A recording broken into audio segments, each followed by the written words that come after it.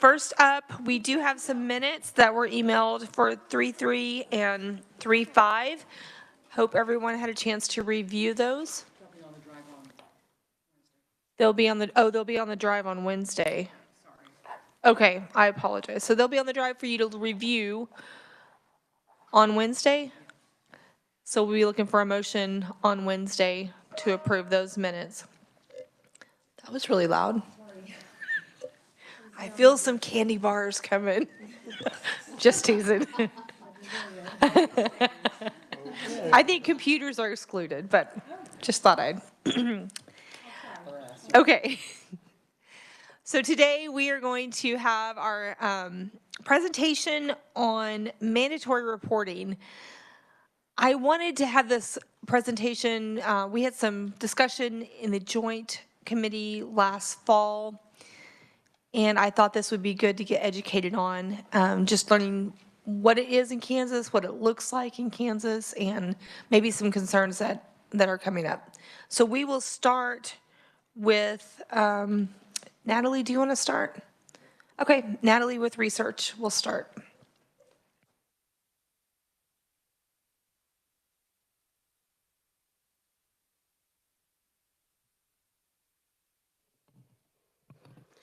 Okay, good afternoon, committee. So I am going to be just alerting you all to a document that should be in the S drive. It is actually from the Child Welfare Information Gateway, which is sort of a service of the U.S. Children's Bureau. They have a report, sort of comprehensive sort of summary of mandatory reporting of child abuse and neglect statutes throughout the United States. And so yeah, it looks like this. So this report, it talks about the professionals, certain professionals that are required to report in different states, the training requirements, reporting by other persons aside from those that are sort of professionals who you would assume would be sort of one of those mandated reporters, standards for making a report, and then it talks about privileged communications that some of those reporting statutes bring up. And then lastly, it talks about the inclusion of reporters' names in those reports and the disclosure of the reporter's identity. So just some highlights there. I would just let you know that in 46 states and DC, there's those states have laws that designate specific professions, and that lists out the different types of professions that are commonly designated. So things that you would expect, so physicians, teachers, social workers, law enforcement, counselors, child care providers, members of the clergy, and then medical examiners or coroners. And then, let's see. And then one thing about the training I was just going to touch on is that it's about half and half in terms of the states that require, have requirements for training in their statutes, and then the other half have, they don't have specific training requirements, but, the state agencies that are involved in it, so like their DCF or others have those resources like on their websites. And that I would mention that we are one of those states that don't have any training requirements per se, but there is a mandated reporter portal on the DCF's website, which I won't talk too much about because I think DCF is here to talk about it themselves. And then just a couple other things I wanted to mention. In 17 states, any person who suspects child abuse or neglect is required to report. So it doesn't have to be you don't have to be a certain professional to have that mandatory report duty. And then in 4 states, that requires all persons to report without specifying any professions. let's see. And then one last thing I was going to mention is that, so in terms of, anonymous reporting, I know that kind of came up, I think, in the joint committee. Approximately 19 states have required that mandatory reporters provide their names and contact information at the time of making a report. And then some have, let's see, in 44 states, the identity of a reporter is specifically protected from disclosure to the alleged perpetrator. So those are just some information on that. So, and as I said, this is not a document that I have put together. So happy to answer any questions as I can. Questions, committee? Oh, Representative Riley.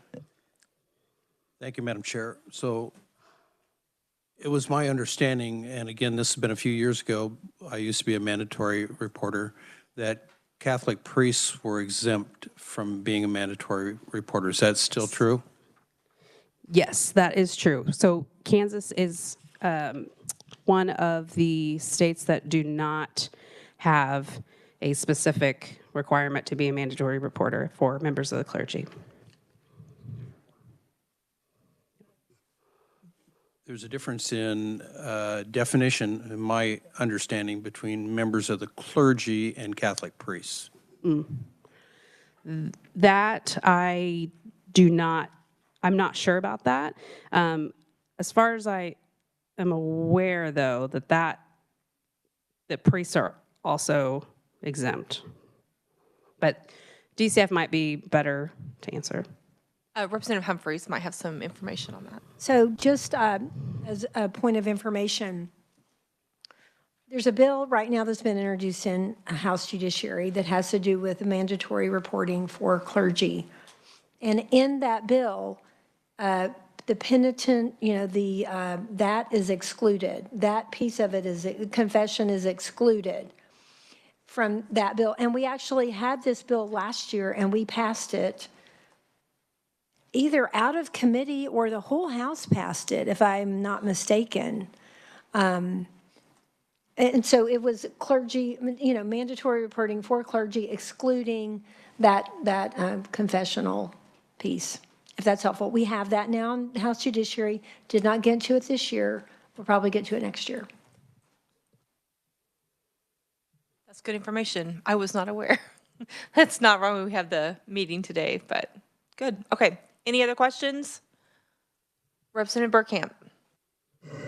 Thank you, Madam Chair. This might be more for the department, but maybe you can help. Do you know, is there like a national average on number of like reports versus ones taken action on? Or any like sort of data on that regard? There probably is data on that. I don't have that at my fingertips, but I can definitely look into it for you. I'm just curious. Thanks. Any other questions?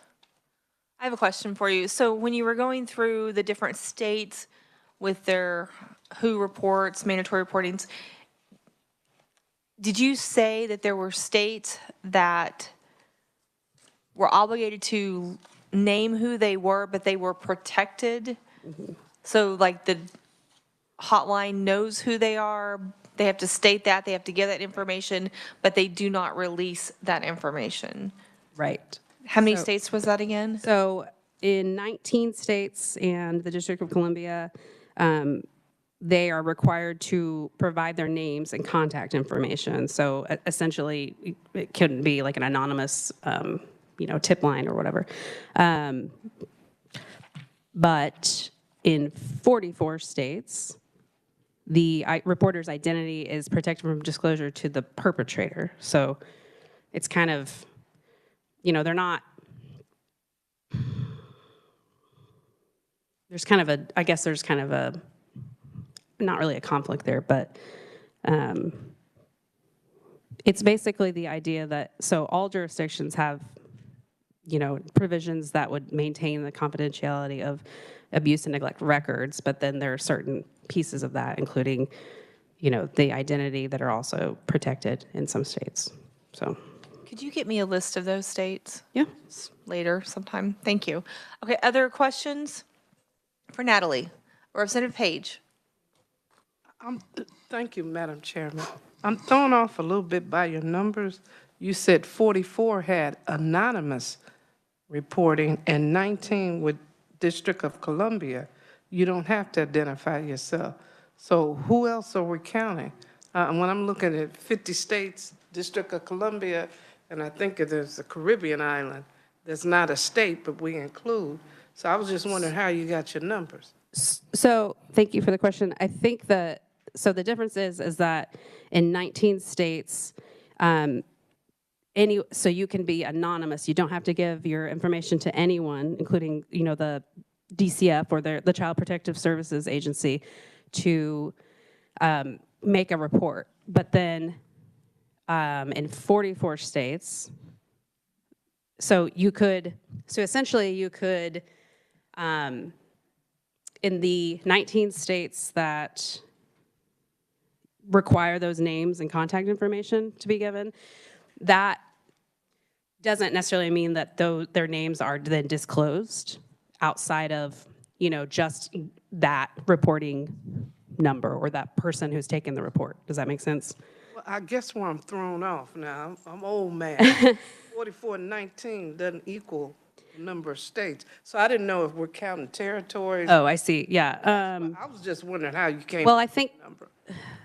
they don't have to be, there can be overlap in between those two numbers, and they don't have to necessarily be one or the other. Does that make sense? You can have both.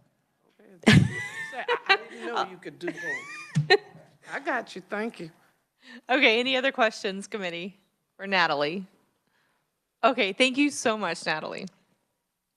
Next up, we have Tanya Keys, Deputy Secretary, DCF. Welcome back to Kansas. Oh, Kansas, I was reading this. Welcome back to committee. Thank you. I'm pleased to be in Kansas and back with the committee. We are too, thank you. Thank you, Chair Howerton and members of the committee. Thanks for an opportunity to talk to you a little bit today about the requirements of mandated reporting, and I'll also talk a bit at the end about 38-2222, which is the responsibility of the department to do some education and information programs regarding mandatory reporting. So those are the two pieces that I will talk about.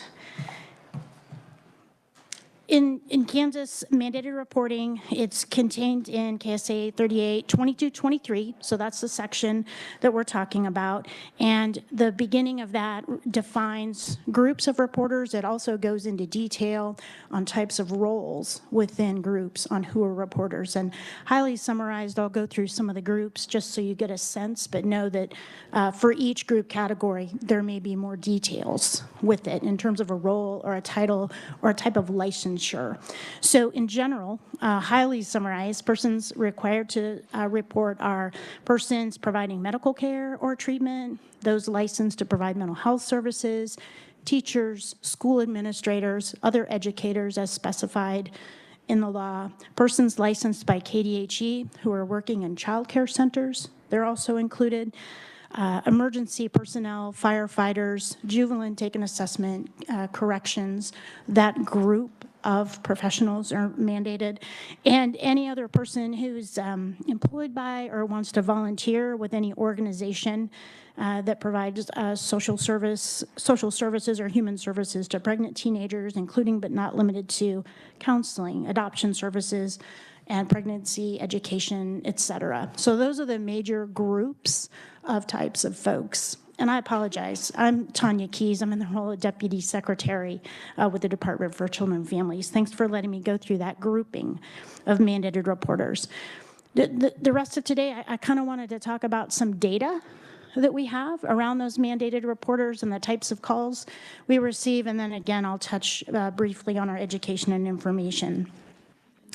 On our website, DCF maintains general information for reporters of abuse or neglect, and we also have a portal that has, if a mandated reporter wants to make their report online based on their schedule and their availability, they're able to do that online.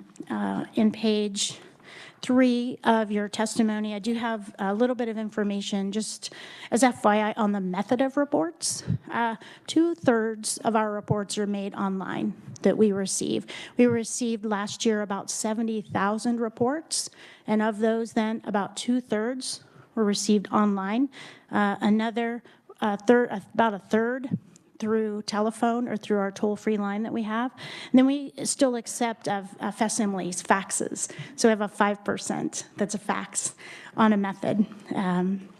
Of the 70, almost 71,000 really reports we received, over 2/3 of those reports are from a mandated reporter, and they could have been in any of those groups that I talked about before. So in general, about 68% of those reports are a source that we would consider a mandated reporter. Of those mandated reporters, their largest concentration is from education. So of those from mandated reporters, 42% are from education. Again, it's just the largest concentration of mandated reporters. On page 4 in the testimony, if you're looking, there's a big pie chart. That just kind of gives the breakdown. The top 3 reports are really from education, 29%. Then we have social service professionals that might be counselors or other social service agency employees who are not education, right? I mean, we try to keep them separate. And then there is a category of other that's 16%, but I'm going to skip it for a second and go to legal and law enforcement, which is the 3rd highest at 13%. So those are really our top 3. You might see on this pie chart, we do have a category of other at 16%. It's a combination of smaller categories. For example, pastors, maybe witnesses, business owners, had some help with this, some utility companies, and some landlords. So it's sort of the other category is a combination of more smaller. Can I interrupt you for just? Yes, I'm so sorry. No, you're good. So when they report, how do you know what category they are in? Do they have to complete that on the form, or they have to tell you how does that work? Just curious. They would complete it. We're also able, when our protection specialist reviews the report, for example, if it's submitted online, then we're able to tell from how they identify themselves as a reporter. For example, if they're from a school, if they're from a medical professional, mandated reporters leave their information, so we're able to categorize it if they don't self-describe. And if we have an opportunity to connect with them and speak with them on the phone, we would ask or make an assumption based on how they identify their relationship to the child. Thank you. So that's our report source in terms of the pie chart. Got a little bit more data for you, and then we'll talk about the program of information, but I'm happy to answer a question now. Let's pause right there. Thank you. Representative Riley. So on that chart you just had, so I've heard there's a large amount of non-custodial spouses sometimes that are making claims. Where does that fit into that pie chart? Is that part of your other? Thank you, Chair and Representative, for the question. I think that might be part of parent, which is 4% in this pie chart. It's kind of maybe a darker blue below the maroon color. Below it looks purple to you. Parent, possibly. So that's a parent reporting. Their worry that abuse or neglect, or maybe there's a need for service. They are a reporter. Would it be on their child, or would it be on like a neighbor child, or how would that work? The relationship of the reporter, the parent, would be to the child that's being reported. Yeah. Thank you. Representative Barth. Thank you, Madam Chair, and thank you, Deputy Director Keys.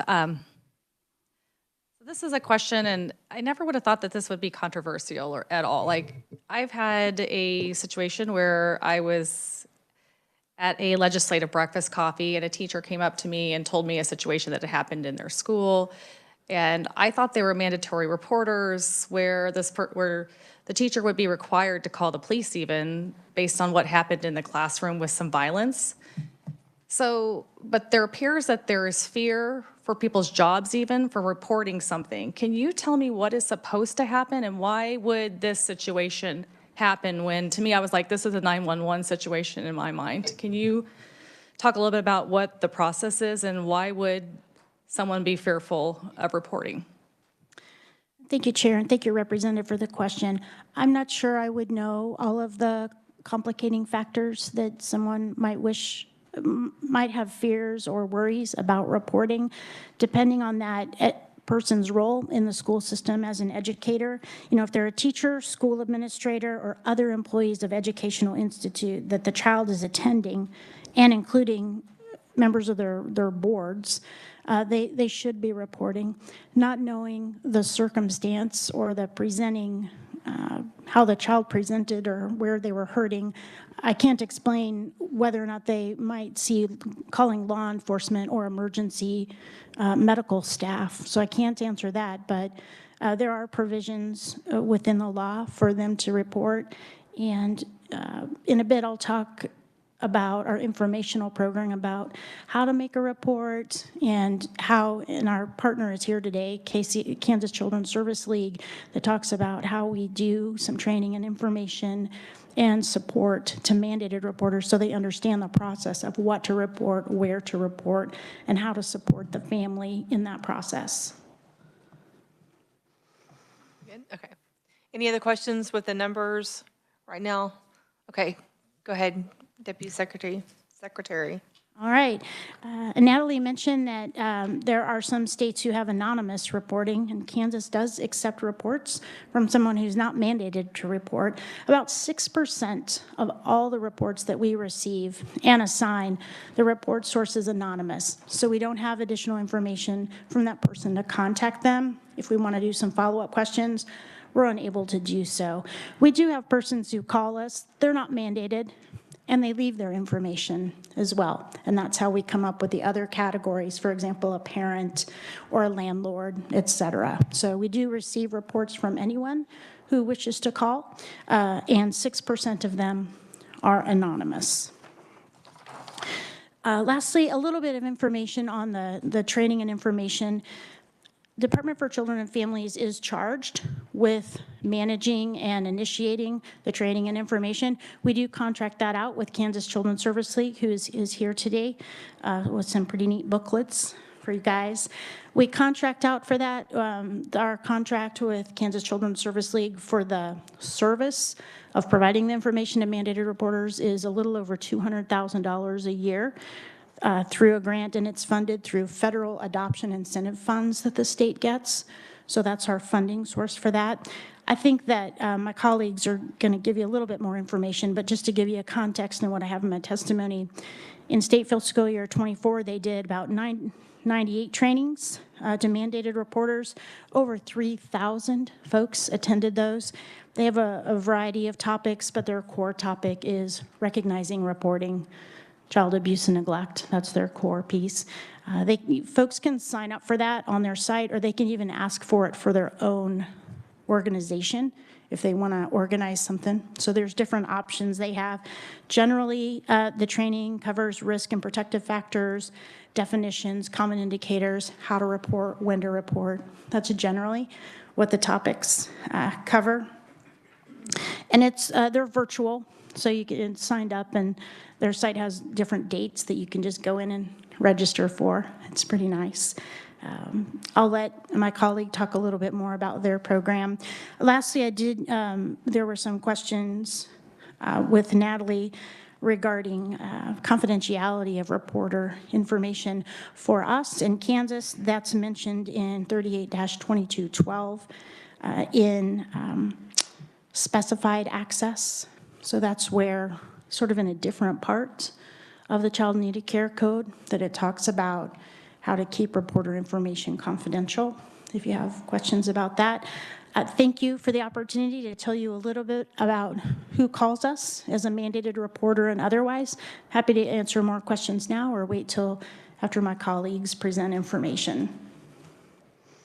So do you have the numbers with you on, you have the number of, I guess, calls or reports that you've received?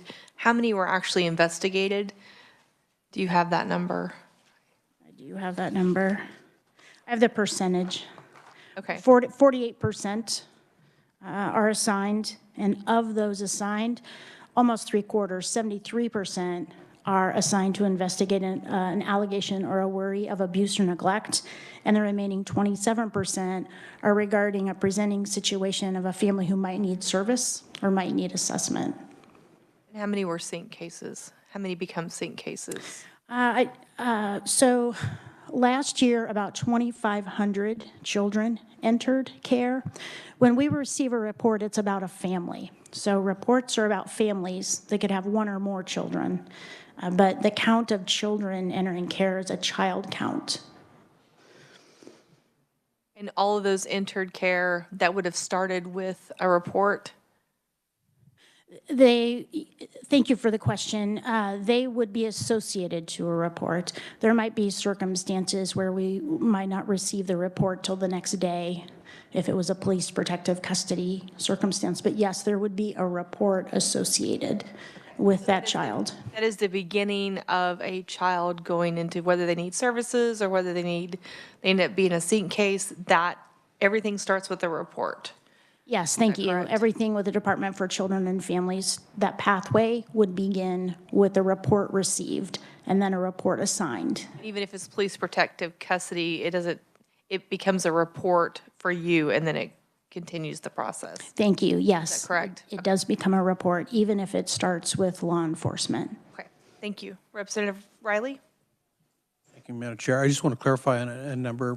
It's been a few minutes, but was it 71,000 calls that you get? Yes, thank you, Chair. Thank you for the question. Yes, it's about 71,000. The specific number is 70,940. So rough number, that would be about 6,000, rough number, calls per month, or reports per month. I mean, I don't have my calculator with me, but it's pretty close to that. Yes, thank you, Chair and Representative, for the question. There are some seasonal differences. For example, October and April are the largest reports, or the busiest times to receive report. We receive fewer than average reports in the summer months. Thank you. And I looked at the numbers for this year. This was last year, and your fiscal year ends in June 30th, I believe. Yes. Is that right? So from July 1st to now, there was already over 35,000 calls just in the past 6 months. Okay, Representative Humphreys and then Representative Barth. Thank you, Madam Chair. Just a quick clarification, and you may have said this, but when someone is a mandated reporter, may they report anonymously? They may report But then they would be like in anonymously. that anonymous category, not like, I'm a teacher, I'm a mandated reporter, but I don't want to give my name. Is that a possibility or not? I would say it's possible in that we take every report we receive and we receive it in good faith. So we will take information from anyone. For that person who wishes to report and not do so as a mandated reporter, I suppose that could be their choice. I'm not as familiar with that. We do provide an identification number, like a report number. For mandated reporters, they receive that when they make an online report. So for example, if they wish to verify to maybe a supervisor or others that, yes, I made a report on this, they are able to get a verification number. And we also, if they would like, and they provide their contact information, we're able to send them a letter that says the result of our assignment decision. For example, was it assigned or not assigned? So for mandated reporters, many times they wish for and appreciate the verification that the agency can provide. So I would just offer that. And they get that verification number when they make the report, you're saying? Yes, Okay, after they so make if they the report. reported once this year and once next year, it's two different verification numbers. It's not like assigned to them. It's assigned to the case. Thank you, Chair, for the question. Thank you, Representative. Yes, they would receive a verification number for each report that was made. And just the last thing, but what bucket would you put them in if they said, I'm a mandated reporter, but I wish to remain anonymous? They would go in the anonymous, bucket that you're putting people in, or, the percentages rather than the teacher, the pie chart. Yeah, and thank you, Chair. Thank you for the question. Not knowing the circumstance, we may choose either of those, or we may choose another role. For example, if they happen to be a mandated reporter and they're also a parent, or they're also a relative, we might choose those. Okay, thank you. Thanks. Representative Barth? Thanks, Madam Chair. And okay, so I have a follow-up question, or a different question this time. And I apologize as I'm digesting some of this data if you already said this exactly, but it's kind of a two-part question. The first part is I see, there were a total of 70,940 reports. And then of that, it's 35,253 that were considered assigned, which is almost 50% of all are assigned. So my first question is, what does assigned actually mean? And then my second question is, what happens to those that are not assigned at all? And thank you, Chair. Thank you, Representative. So assigned means that the presenting situation or the worry that came into us met the definitions that we were able to assign a child protection specialist in the field to go out and complete an assessment or an investigation alongside the family. So we might be speaking to the reporter, we might be speaking to other collaterals. If it met the statutory definition for a joint investigation with law enforcement, we would be engaging law enforcement. So assigned means someone's going to go out and ask some questions about the worry we received to be able to make a finding on whether or not the allegations that were described occurred or not, and to check on the safety and well-being of the child.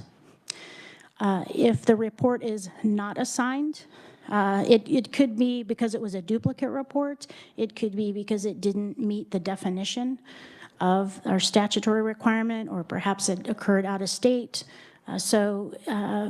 What would happen with that is it's not assigned. We do have a quality assurance process within the Kansas Protection Report Center where a percentage of reports that are not assigned get a secondary review just to make sure that we're consistently following policies and have some systemic quality assurance to make sure that reports not assigned had a valid reason to not be assigned.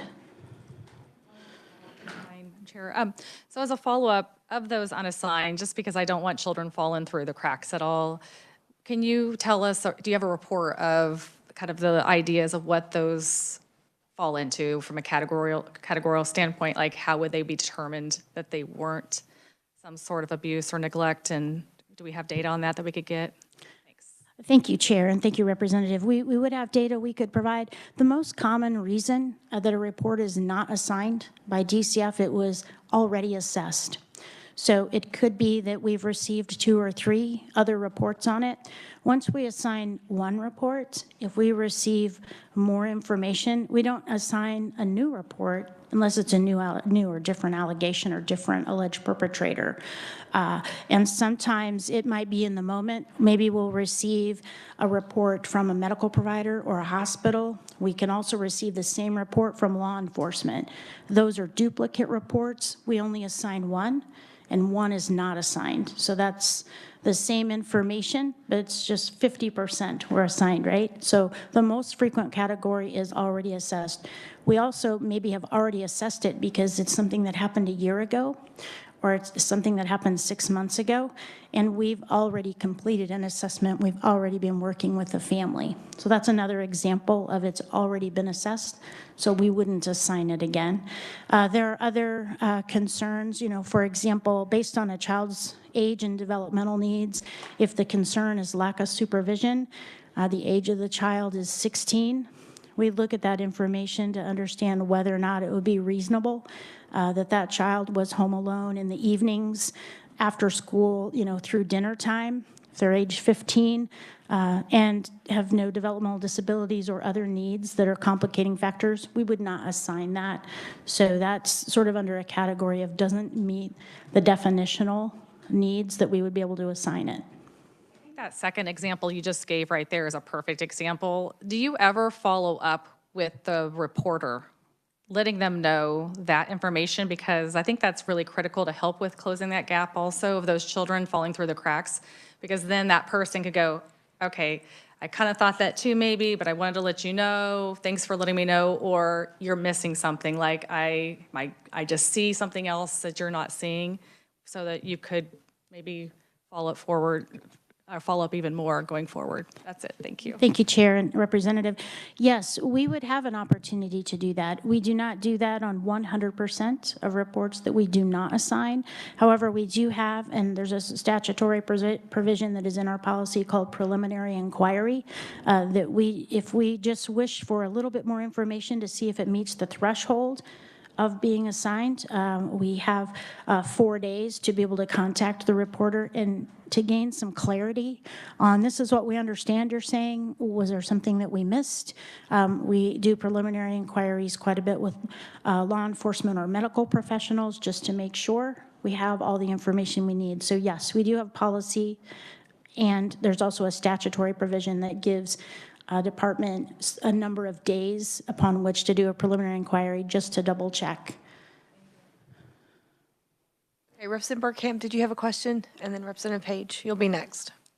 Thanks, Madam Chair. You sort of answered part of my question, because on the total reports received, that's about, it would be about 10% of kids in Kansas, I believe, if that was like a true number, but it sounds like some of those are duplicate. You know, like you said, you might get multiple reports for the same incident. Do you have like a number that is like unique reports only, so we could see like what the actual amount of reports that just tie to like one instance would be, as opposed to being like duplicative? So if we got like 5 reports per kid, it would just reduce that number by 4, if that makes sense. Yes, I could ask if we are able to aggregate the data in a way that would show for a specific incident, for a specific alleged victim, how many reports were received for that incident. Thank you. That's the shortest answer I can probably provide. The reports can be regarding any number of alleged victims in a family, any number of alleged perpetrators. So sometimes different reports have different factors. Yeah, and I guess just my concern is that if it was 10%, and then you look over the course of time, it's been about 10% per year pretty consistently. I mean, it seems like you're either A, having kids that are in a perpetual problem getting reported year after year, or, I mean, B, we just have a big problem as a state. So it just seems like a very high, like it just surprised me how big that number was compared to, I think, what we've seen in the past. You know, the number of kids in foster care is relatively, you know, much smaller than that. And then just secondly, real quick, do you have like a breakdown of what generated the report, like what type of neglect was being the driving factor? Because I know we've talked a lot about different things of why they get reported. I didn't know if you had that information as well. Thank you. Yeah, thank you, Chair, and thank you, Representative. I have information on the assignment type. I don't have information on the types of all the reports received, because some of them would not have met the definition for a type, but I can tell you of those assigned. And I do think if these figures sound familiar, you would have seen a pie chart in the definition of neglect testimony, but highly summarized. Of those we assign, 31% are regarding an allegation of physical abuse. The allegations of neglect combined are 33%. So of that neglect, for example, physical neglect, 8%, lack of supervision, 19%, medical neglect is 5%.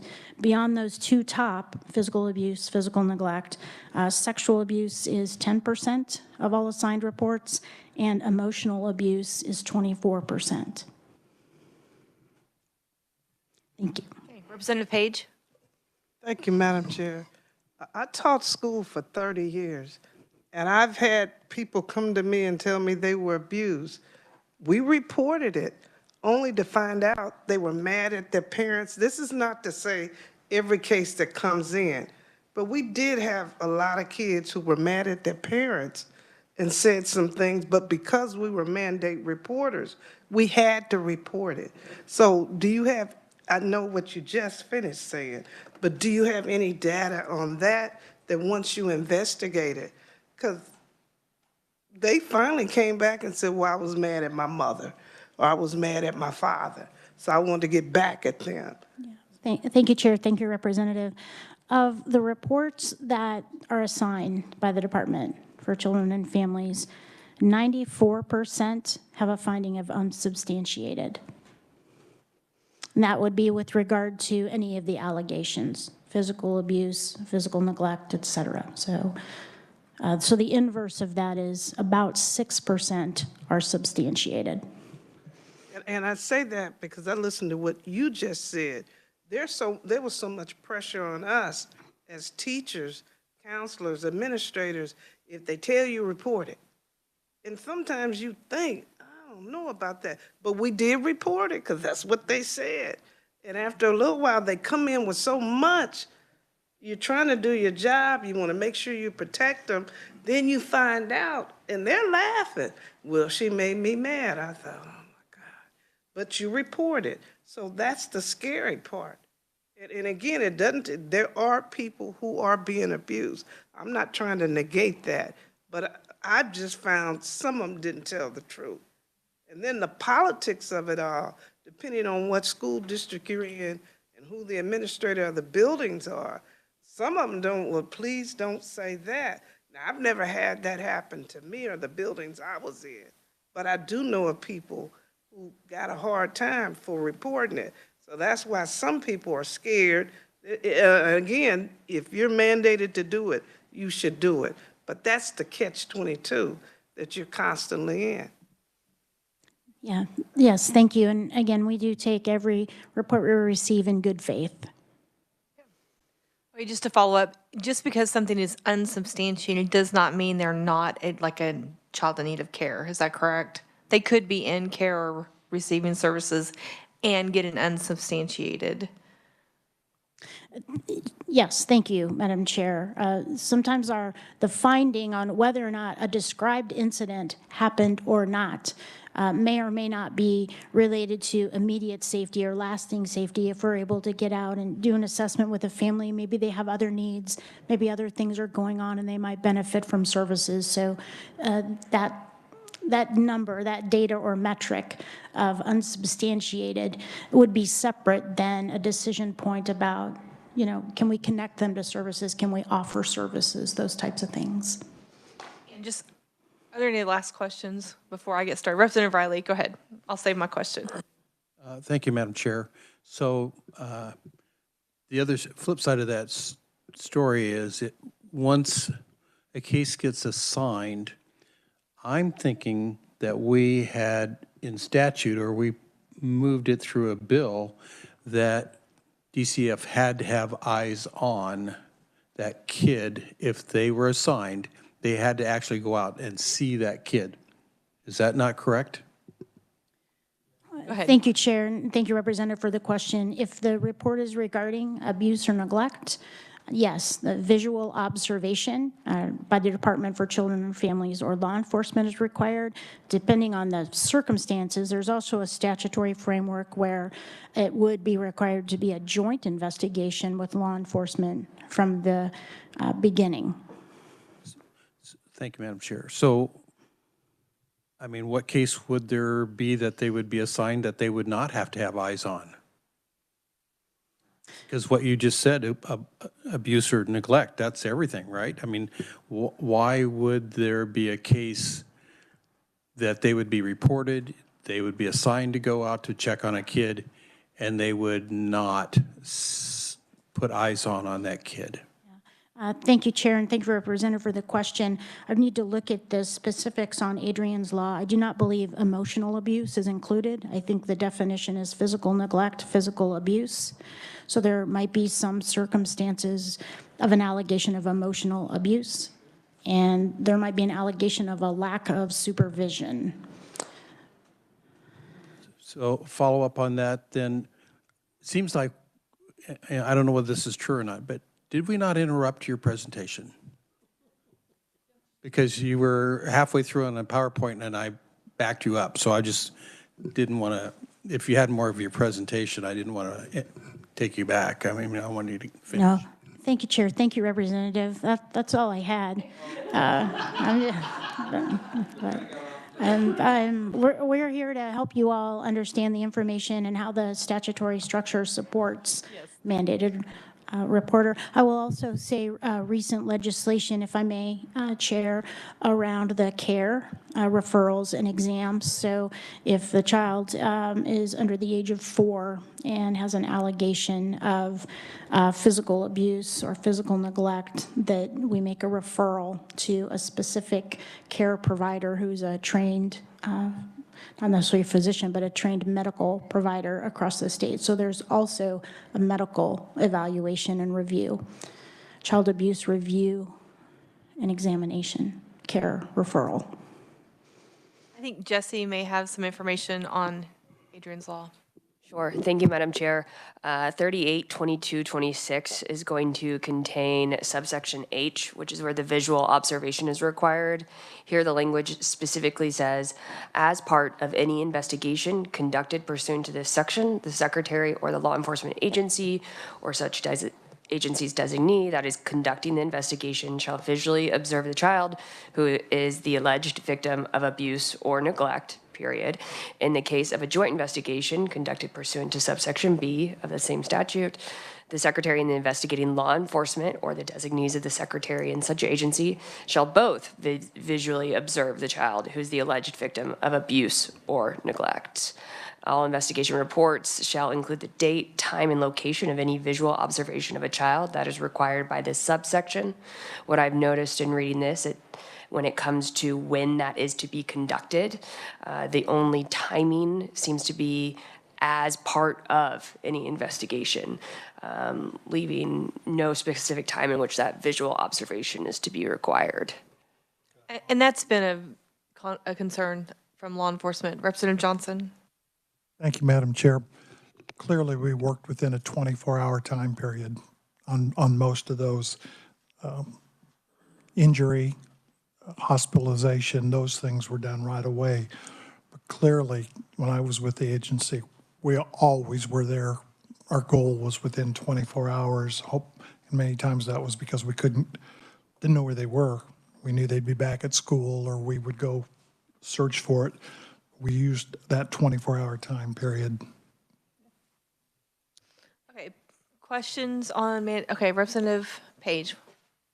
Madam Chair, how many agents do you, I don't know if you call them agents, whoever you send out, if you got 71,000 calls, how many people do you have to investigate all of these calls? Thank you, Chair. Thank you, Representative. Our child protection specialists, we have about 300 positions statewide across 36 service centers across the state. Do you think that's enough? Based on the number of reports that we were, thank you, Chair. Thank you, Representative. Based on the number of reports we receive and what we estimate the number of effort hours, we have enough positions allocated to be able to respond. And we want to make sure that we're fully staffed to be able to execute that. Can I ask a follow-up? Do you think you may have some cuts coming up in the near future?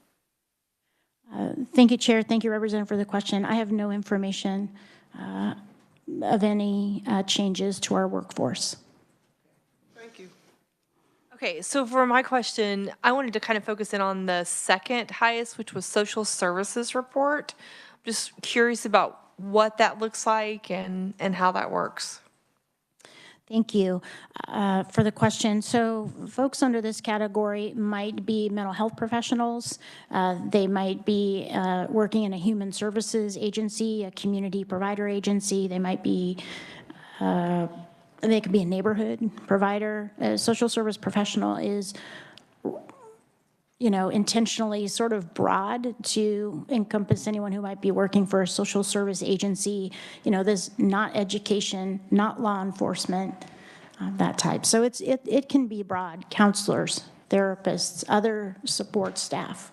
Okay, so are there social workers that may be employed by case management providers that actually report on families that are still in care, like for different situations that may come up when they're talking to them? How does that work? Do they have to make a new report, or is that just included in the case?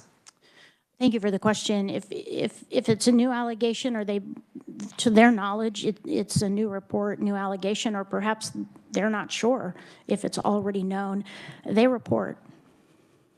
So that's just part of your process, that if new information comes up, a report is made, a new report is made if they're in care. Thank you for the question. Yes, it should be. And certainly someone working with the family, whether it's a therapist or a case manager with a service provider in prevention or foster care, they may have access to records to know if it's new or not. But yes, many times has been described, folks report it just to make sure they've got it covered. I think that's very interesting. And going back to Representative Burkham's idea, like I think I would be interested in seeing the actual number of families, or not necessarily kids. It seems to be there's a lot of duplication, possibly, in this reporting. Would that be true? Thank you for the question. Yes, it could be for certain types of reports, especially sexual abuse and physical abuse, because there are so many entities for which who may observe a child, or it may be reported to. Yes, there can be duplicate reports. And I'm a process person. Like, that doesn't seem very streamlined or effective. Do you find, I'm not working this field. Do you find that that's effective, where they just report new cases, especially from social workers? You know, thank you for the question. I think although the allegation might not be new, there could be information from that reporter's perspective or their interaction with the child that could be helpful to know, either by law enforcement or others. So, for example, a therapist reporting a worry or an allegation of sexual abuse might have a certain set of facts and circumstances. At the same time, perhaps it was reported to law enforcement that day. So it's not a new allegation, but the quality or the content of that information may be helpful to know in some circumstances. So, and all that information becomes available to those who are responding to the family, but we just don't count it as a new report. Information in the reports is always helpful, and so there's value to that. And we just don't simply, the way we define our reports, we just don't count it. But the information is meaningful and can be rich. So is it counted in these numbers then? The 17% or whatever it was? Thank you. The 17% is just a report source of all the 70,000. Right. And so that would include what you said wasn't counted? The report source is for all 70,000 reports. Okay. All received. That isn't the assigned. So 17% of 70 is 12,060. That's just, it's a lot of numbers of reports. Okay. And then the last question I have on that, I forgot. It's right there. Okay, I'll come back to it. My brain went crazy on the 12,000. Okay, that's a lot of numbers just to manage that. 71,000 reports. It's a big number. Yes, and Chair, if I may clarify, I spoke to a workforce of about 300 who are in the field who would be going out and meeting those families. In addition to that, we do have 88 positions in our Kansas Protection Report Center who would receive the calls and process that information. And our Protection Report Center, I think I said this, it operates 24/7. I remember my question. So can you investigate that new set of facts that come up, whether it be counseling or social work? Can you investigate that without a report, or does there have to be the report made in order to include that and investigate it in the case? Thank you for the question.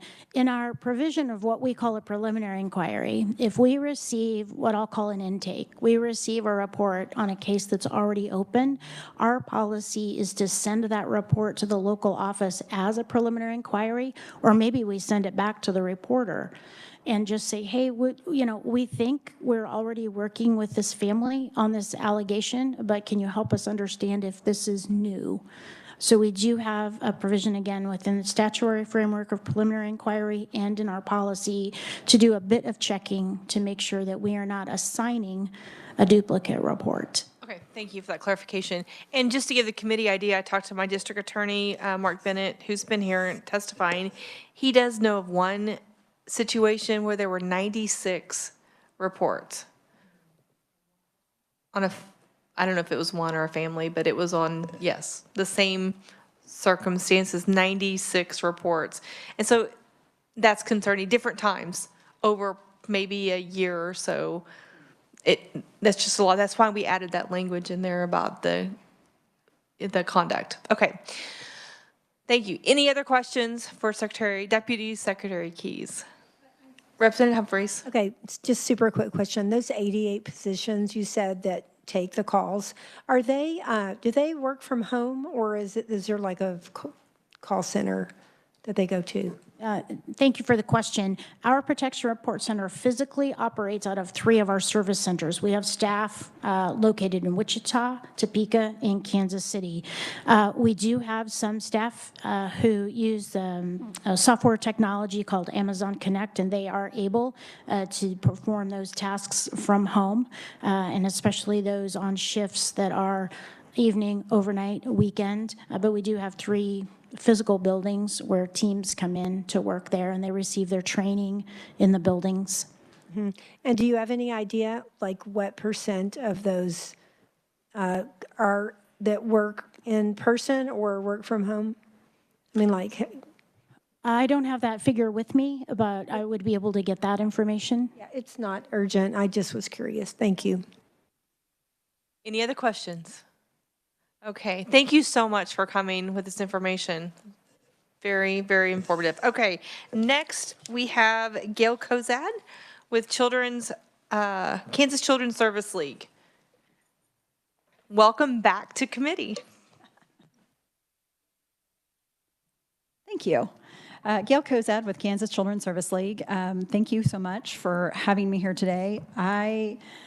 I'm not sure what I'm going to testify to, actually. No, just because all of your questions made me start thinking about other things. So I'm going to highlight a couple things from my written testimony and then actually kind of go into maybe helping clarify some of the questions that you were asking. So we do a training that we have developed in partnership with the Department for Children and Families for mandated reporters. It is, as she indicated, it's to better understand the impact of child abuse and neglect, to be able to identify some of those signs, symptoms of child abuse and neglect, educate them on the definitions that are in statute, understand their role as mandated reporters, and then the process of making a report. And then we also do a little bit of an introduction to them around this poverty versus neglect, so that people are, and it's it's a very short introduction that just says, you also have a role to support families as well. We did, in partnership with the Kansas Department of Education, develop a very condensed version of this. So the training is approved for 1 hour of continuing education units. It does last about an hour and a half. We do that because it's adult learning, so we have small group discussion, questions and answers, and I'll get into some of that. But we did a very small condensed version. I gave the link in the written testimony that I provided to you that's on the KSDE website. It is about a 35-minute video, and it's available to their employees to do that way. Having said that, we do provide sometimes training with school districts when they ask for us to come. Sometimes we do those virtually. We also have moved back into doing those in person across the state as well. We get requests from Boys and Girls Clubs, childcare providers, some school districts, and then a lot of, I would say, just general social service type agencies. So I did bring the extra handout that I couldn't send to you electronically, which is the Guide to Reporting Child Abuse and Neglect, and these are sent to anybody or provided at the in-person trainings for anybody that comes to those. And one of the things that I wanted to highlight that I think is important to know is, and I am a mandated reporter, so I am a licensed social worker, so I've had this training multiple times. I actually do this training across the state. Yes, thank you. And I think there's a couple things that are really important to answer, and we include these in our frequently asked questions, which are in this guide. But the definition of mandatory reporters, that when they must report when they have a reason to suspect. And a reason to suspect means anytime anyone believes a child is or has been harmed as a result of abuse or neglect. And a reporter may have reason to suspect when there is a discrepancy or inconsistency in the history explaining a child's injury. It's part of the reason why we go over signs and symptoms. And they're kind of encouraged to use their critical thinking skills about considering whether the description of how the injury occurred seems likely. But what I want to point out is that the current statute also establishes a penalty for mandated reporters who fail to report.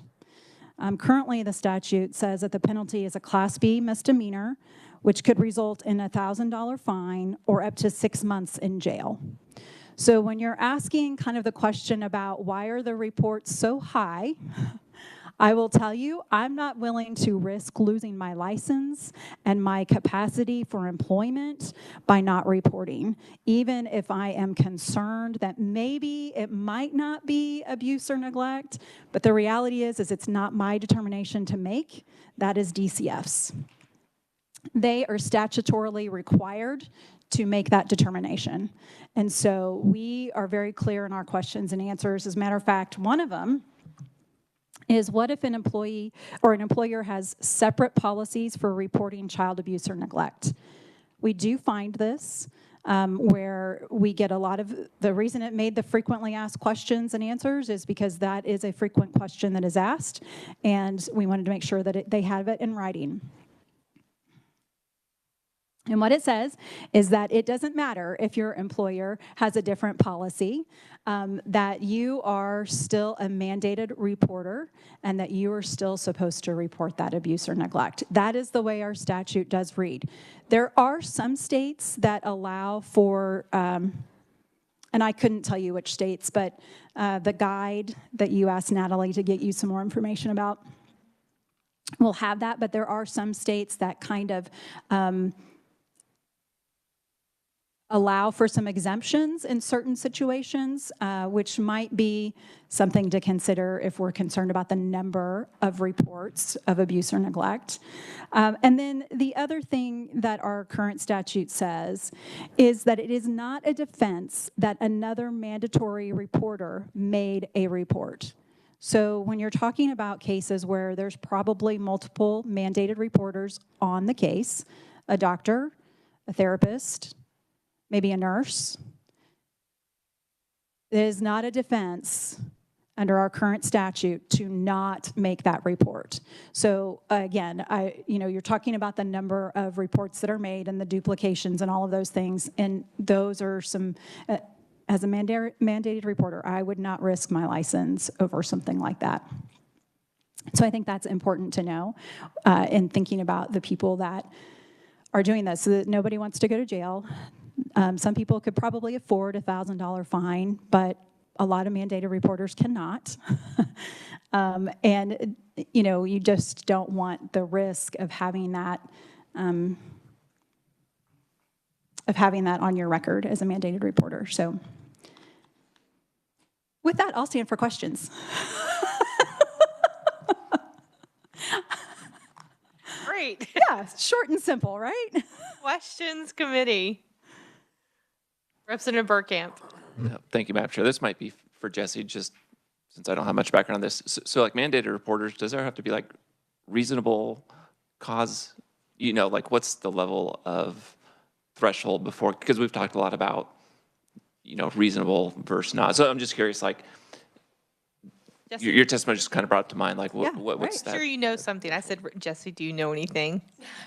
Yes, you know. Could you answer that question? Yeah, so if you're Representative Burkamp, if you're looking at 382223, which is the mandatory reporting statute, A1 says when any of the following persons, and then has a list of who is to mandatory report. So any of the following persons has reason to suspect that a child has been harmed as a result of physical, mental, or emotional abuse or neglect or sexual abuse, the person shall report the matter. So that's kind of the language you're looking for. Okay. Thank you for that. Is reason to believe defined in our statute? Or reason to suspect? Thank you. No. It is in your frequently asked questions. It is, simply because from a legal standpoint, I mean, you know, you want to give some guidance to people around reason to suspect. So it's not through statute defined that way. I was just curious. Yep. Thank you. Any other questions? Representative Page. Thank you, Madam Chairman. But wouldn't you say, just from what you just said, that's the premise I work from. People are afraid. They don't want to be sued. And the least little thing, you say it. And some people say, well, you didn't have to. You have to if you want your job. And you're trying to retire. So whatever they told me, no problem. Here, I'm writing it down that you told me. I'm taking you to the counselor's office. And people are afraid. And they value their jobs. They got families to take care of too. And it may seem frivolous. Well, you could have, a long time ago, you could do that and maybe kind of work it out. But now, you got a paper trace. You got to make sure you cover yourself. Thank you. Yes. Do you have any thoughts on that, Gail? Just, I mean, I know, no. So, do you think it's balanced? Do you know what other states are doing, I guess, would be my question. Are other states the same as us? And the $1,000 fine and the 6 months jail? that part I'm not sure on. I know that there is fines, and I know that there's been discussion here in this state house about actually an increased fine for mandated reporters' failure to report. Crystal's probably got the bill number. But what struck me as interesting, and it was something that when Casey family came and presented to the Child Welfare Oversight Committee over the summer, there was some discussion about some immunity for people who don't report, for mandated reporters who don't report, if they are trying to support the family. Because I think that is trying to get at how do we support families and allow mandated reporters, at least in certain categories, to do their job and continue to do their work. So I don't know if that's anything, but that's a fine balance, because you also don't want those severe cases to go unreported and unidentified for long periods of time. So I don't have a good answer for you on that one. That's what you all are here for. Just curious. That's what we're having. This is just informational, just so you know. I have no underlying objectives out of today. It's just something that came up. I thought we should know about it. Representative Burkamp. Yep. Thank you, Madam Chair. Yeah, and I guess the basis for my question was just, you know, we went through this whole, we want to keep children and families, but then it seems like it'd be a lot of stress when DCF shows up for something that was maybe very minimal. So it's like, yeah, how do we balance that? You want to incentivize reporting, but not, because at times I feel like it's too much. So it's like, how do we find that balance of responsible but not traumatizing all these cases that don't go anywhere? So. You have 70,000 calls and 2,500. That's a very small percentage. And then it also, I think, increases the risk of missing something when you have that many calls. That's kind of where my brain went. Representative Pickert. Thank you, Madam Chair. I've had experience making reports, and it really, sometimes you just have a gut feeling, you know? You may not have something you can really put your finger on, but I didn't find it a scary experience. And peers that, you know, working in the medical health field, sometimes, I mean, they have those questions, and I remember talking with others, and, you know, well, if you have any kind of reason to wonder, go ahead and make a report. But it's not as, you know, it's not done frivolously, I don't think, in general, and better to be safe than sorry, so. Absolutely. I think that that is, and that's what we talk about on here, because again, statute is very clear that a failure to report can result in a fine or 6 months in jail. And while I do think that there are professions that have the ability to surround themselves with other professionals that can have that conversation, not everybody has that opportunity. And so you might get reports. I would never call them frivolous. I don't think the deputy secretary would call them frivolous. But you are going to get reports more safe to be, it's better to be safe than to be sorry. And I think I'd be okay with reporting better safe than sorry than removal. Like, we want to make sure removal is the right option, the only option for those children. So I think it's good. Okay, Representative Johnson. Thank you, Madam Chair. The mandated reporters that I worked with, the teachers, the medical, as an investigator on child abuse cases, I trusted a lot better than a lot of the situations where we were getting these anonymous calls, and you're looking at a divorce proceedings and child custody issues. The mandated reporters tend to have better information and more reliable. Teachers, school nurses, people with those skills picked up on a lot of those things because they had the training, mental health professionals. I would rather have their reports, because there are so many that are simply vindictive or trying to gain control in a court case. I'm not uncomfortable with the mandated reporting systems that we have now, even though the anonymous may create some problems. I just don't want to lose a kid. Thank you. Other questions, committee? Going along those same lines, I'm thinking about I think it's 4%, which is 2,800 of parent reporting that could be custody battles. That's a lot of fraudulent reporting, maybe, to win their case. I don't know if we can do anything about that, but I would like to think about that some more. But anyway, do you have any experience with that? Not personally. No, I understood your question. So the other piece about me is that I actually did investigations for the Department for Children and Families many years ago. And I think you get all of those gamuts. I investigated cases where it was clearly an anonymous report of a parent that was reporting on their parent and they were going through a custody battle. Having said that, sometimes it offers an opportunity for you to talk about how to co-parent, what's best interest for their child, and then also offer supports and services. So, you know. That's a hard one. It's a hard one. Thank you. Any other questions? Okay, thank you very much. Yeah. Committee, was a good discussion. I'm going to let you out 15 minutes early today. Just wanted to note that.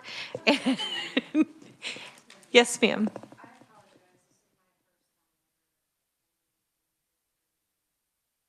Can you come to you have to come to the podium. And state your name and who you're with. My name is Sarah Wazalewski. I'm a parent who has been through the system in my home state of New Jersey and here in the state of Kansas that I am not from and have nothing and no one here. I didn't think that mandating reporting was going to be something that I'd have anything to say on, but sitting here through this, I do believe, based off of some of the questions that you have thankfully asked, I do have some insight that I think would be valuable and good for all of you to know. You have that written? We need that in writing. Sorry, no, I don't. Okay. But I would be willing Do to. it later. Yeah. I can give you just a couple minutes, okay? Okay, thank you. No, you can go ahead and speak now, and then you yes, can send it, you can email it to us. Yes, ma'am. I do plan on doing that. I've noted some of you, and I do plan on keeping in touch. And I also plan on, unfortunately, I'll only be able to attend the meeting on the 31st, the quarterly one, virtually. Joint So committee. that's why I wanted to come today. Okay. I just wanted to make you all aware that and obviously I can't speak for many people, anyone other than myself, but I do believe that some of the fear with mandating reporting comes into there not being enough resources that are actually touching and helping people, and the fear of once it is in Child Protective Services hands, where it goes from there for that family and what that means for that family.